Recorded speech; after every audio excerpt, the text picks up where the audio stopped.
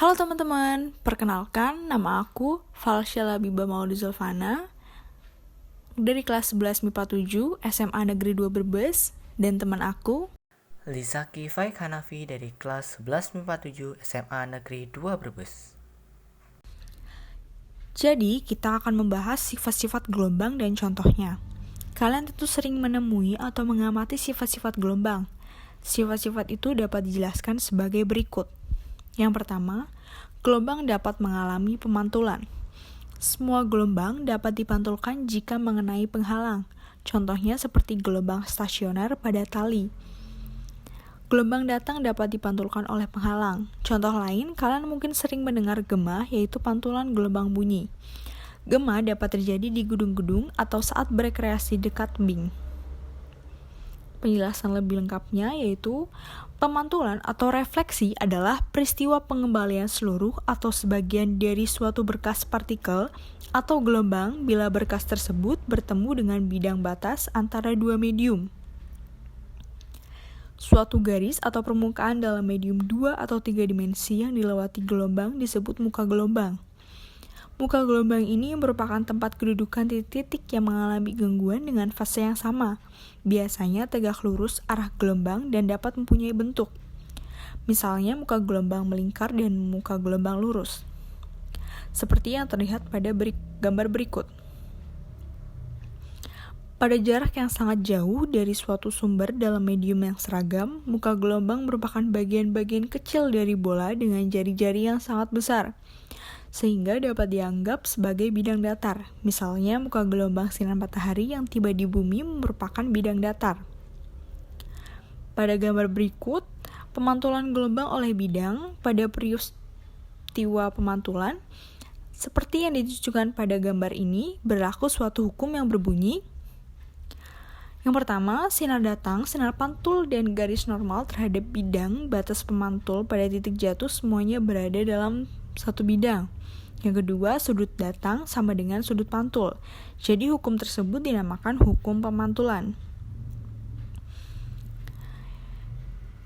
Sifat gelombang yang kedua yaitu gelombang dapat mengalami pembiasan. Pembiasan dapat diartikan sebagai pembelokan gelombang yang melalui batas dua medium yang berbeda.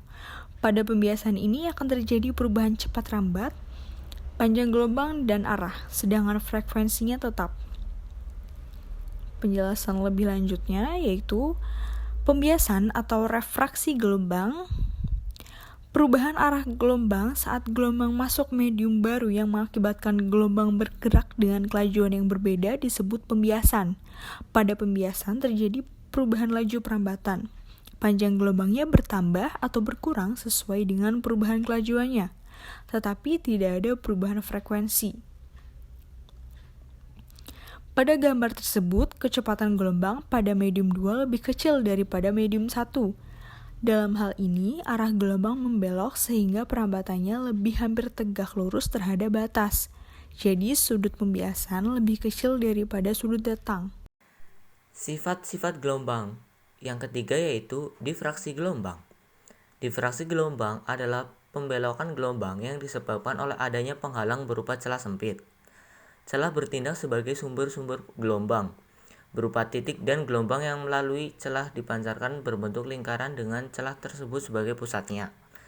Atau difraksi merupakan peristiwa penyebaran atau pembelokan gelombang pada saat gelombang tersebut melintas melalui bukaan atau mengelilingi ujung penghalang.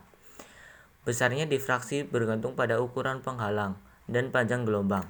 Seperti pada gambar ini, semakin kecil penghalang dibandingkan panjang gelombang dari gelombang itu, maka semakin besar pembelokannya. Sifat yang keempat yaitu interferensi gelombang. Merupakan interaksi antara kedua gelombang atau lebih yang mempengaruhi suatu bagian medium yang sama sehingga gangguan sesaat pada gelombang paduan merupakan jumlah faktor gangguan-gangguan sesaat pada masing-masing gelombang. Merupakan penjelasan fenomena interferensi. Interferensi terjadi pada dua gelombang koheren, yaitu gelombang yang memiliki frekuensi dan beda fase sama. Pada gelombang tali, jika dua buah gelombang tali merambat berlawanan arah, Saat bertemu, keduanya melakukan interferensi. Setelah itu, masing-masing melanjutkan perjalanannya seperti semula tanpa terpengaruh sedikitpun dengan peristiwa interferensi yang baru dialaminya.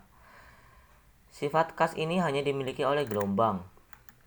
Jika dua buah gelombang bergabung sedemikian rupa sehingga puncaknya tiba pada satu titik secara bersamaan, amplitudo gelombang hasil gabungannya lebih besar dari gelombang semula. Gabungan gelombang ini disebut saling menguatkan atau konstruktif. Titik yang mengalami interferensi seperti ini disebut perut gelombang. Akan tetapi, jika puncak gelombang yang satu tiba pada suatu titik bersamaan dengan dasar gelombang lain, amplitudo gabungannya minimum atau sama dengan 0. Interferensi seperti ini disebut interferensi saling melemahkan atau destruktif.